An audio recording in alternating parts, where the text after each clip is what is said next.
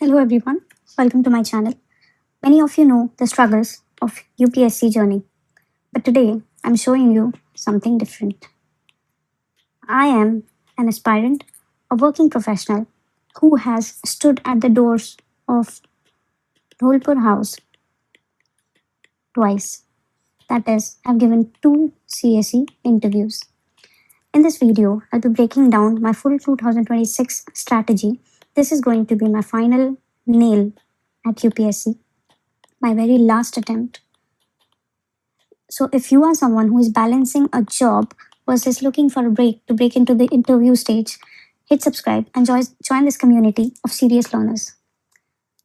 Now, this is the destination, the UPSC building at Dholpur House. For me, this is just not an exam, it's a mission I've dedicated since 2019. We aren't here to try, but we are here to get recommended. Talking about me, if talking about my journey and identity. So, I'm an aerospace engineer. I've started my journey back in 2019. So far, I've given 5 attempts. I have one attempt left. I've reached the interview stage twice. It was one in 2022 and the another was in 2024. Since 2022, I'm balancing this massive syllabus with my professional work-life balance. And most important, my weapon of choice, it's the geography optional.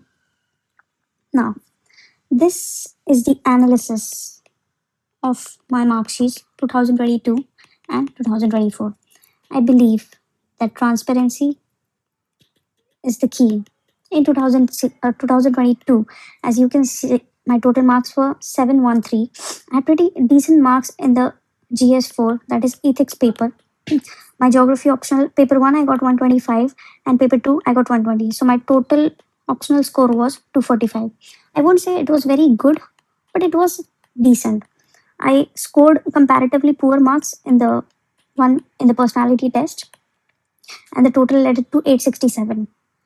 When we talk about my 2024 attempt, my ethics marks were consistent. We had a rise of +2 marks, but I scored badly in the geography optional.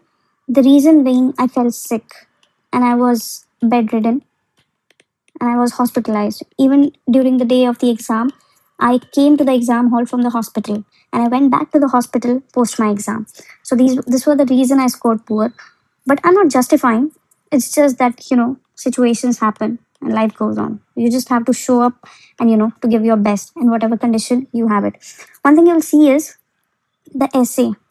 The marks in essay has significantly increased from 76 to 107. So 107. So it was almost 30 marks increased, you've seen. But anyways, both times the remark was not recommended. Why I'm showing you this? Because success is built on the data of failure. Because only the data of failure will reap you the success. We are going to bridge this gap for 2026 attempt. Now this is I know I'm sharing this on a very late at the end of the December, but as I told you, I'm working and I'm preparing full time, preparing also, so I didn't get time enough. But anyways, it's always good to start. So here I'll be telling you a rough my 26 overview. As I told you, this will be my last attempt. So time here will be the most valuable currency I have for my last attempt. Every hour should reap me high yield topics and benefits. So, starting from the optional, so what my strategy was that till November to December, for my geography, my focus is split in basically two papers, paper 1 and paper 2. And as I told you, the time dedicated is 2 months. So I'll be diving into physical geography, human geography, and Indian geography separately. For human geography, I'll be focusing on the models, theories, economic geography, all those things. And what will I do is I will try to relate the paper 1 with paper 2 and paper 2 with paper 1. Few topics from paper 1 I'll be discussing. I'll be adding and putting it into the answers of paper 2, and the vice versa I'll be following. The goal is simple: The goal here will be revise the notes, value addition, and test series. So I've joined a test series to this for the coming 2 months that will help me stay revisiting my notes and revising it. This is absolutely my personal, which is going to work for me. You can have your own. So this has to be a customization of your own efforts of your preparation. Now, if we talk about the ethics, both times I have scored 113 and once I have scored 115. So these are pretty decent scores. So October will be dedicated to GS4 or was dedicated to GS4. I used Vision IAS material. It helped me to value add. It helped me with new case studies and with new any theories or models of ethics which I can relate in my answer. I'm heavily focusing on the emotional intelligence chapter and probity. So this can help me in other subjects also, especially in the case study parts. And overall, it will help me in the GS part also. So the trick to score a decent mark is case study. Do not ignore it. Ensure full completion of paper and learning and case studies of current times. Okay, so these are certain ways where you can certainly improve your marks if you're scoring low. Now, if we talk about essay, I've shown you that my marks were 76 and they significantly increased to 107. So this is almost a nearly 30 marks gain.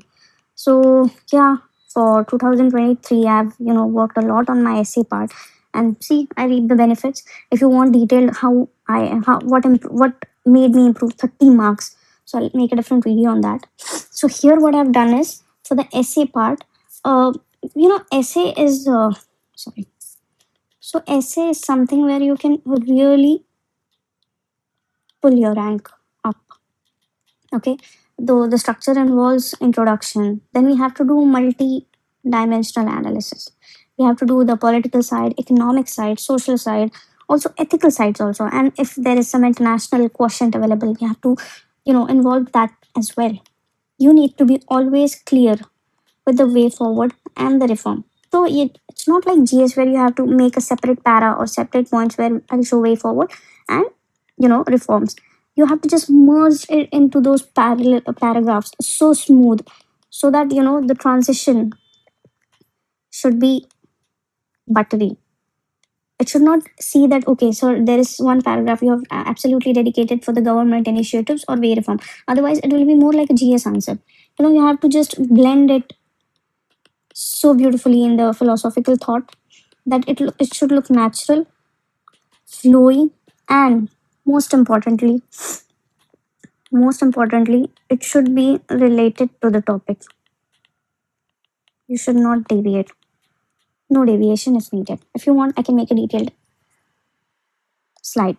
Okay. So you can practice, you can just go through PYQ so that you get familiar with the type of questions and topics they ask. Now, this will be my 5-month prelims, friends. So 5 months before prelims, the game changes.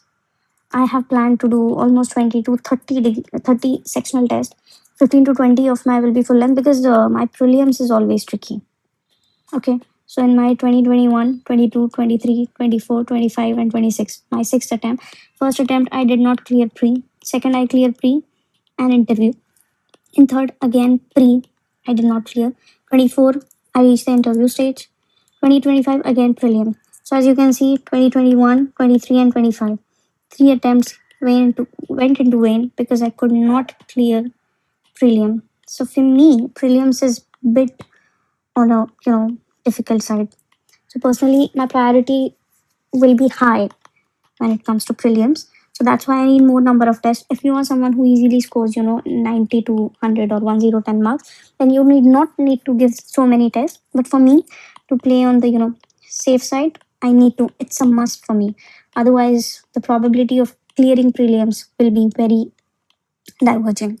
So, as I can say, this will be the utmost priority. What you need to do is identify the weak and strong subjects. For instance, the strong subjects are polity, then there's this economy, then geography, and environment. So you need to revise it at least 4 to 5 times and ensure that there are no silly mistakes. So if they have asked 7 polity questions, then there should be minimum 7 to 8 accuracy. Because see, it's a very factual subject. One Lakshmikant you read and everything is done. See, if 2 3 questions are asked from current affairs, you cannot help it. But if simple questions are asked from Lakshmikant, then you should not, you know, if you do it incorrect, then it's a big blunder. So save yourself from that. Okay. So for the weaker subjects, I have this strategy of revising it 2 times more. Like things, if someone finds geography difficult or if someone finds, economy difficult, then other than 2 subjects, you just divide it 2 times more. So everything is balanced at the end of the day. It's just the equitable model and not the equal model. Okay. Focus more on the polity as we discussed here. Do not mix it blunder. History, science, and tech, ancient and medieval subjects. For the current affairs, just go with the 365. Okay. Take short notes of the test series you do and PYQs. PYQs are a must. Why PYQs are a must? I'll tell you in a separate video. Okay. So now, okay, this is the trend analysis. So how do you find that which subjects are important and which are not? So weightage, here you can see, you can easily download it from the Google. So this is till 2024. You'll get it of till 2025. Few of the coaching must have made it. So just identify the areas. For instance, we can see the economy, highest number of questions, and consistently they have asked a large number of questions. Similarly, environment, here you can see 18 questions. It's really make or break. Science and tech, you can see 10. So at least one thing I know that when I have to choose between ancient versus science and tech. So here the weightage is 11, and for the ancient, the weightage is 6. Or for medieval, the weightage is 2. So you very well know where you have to invest more time and where you have to invest less time. Okay. So okay. So data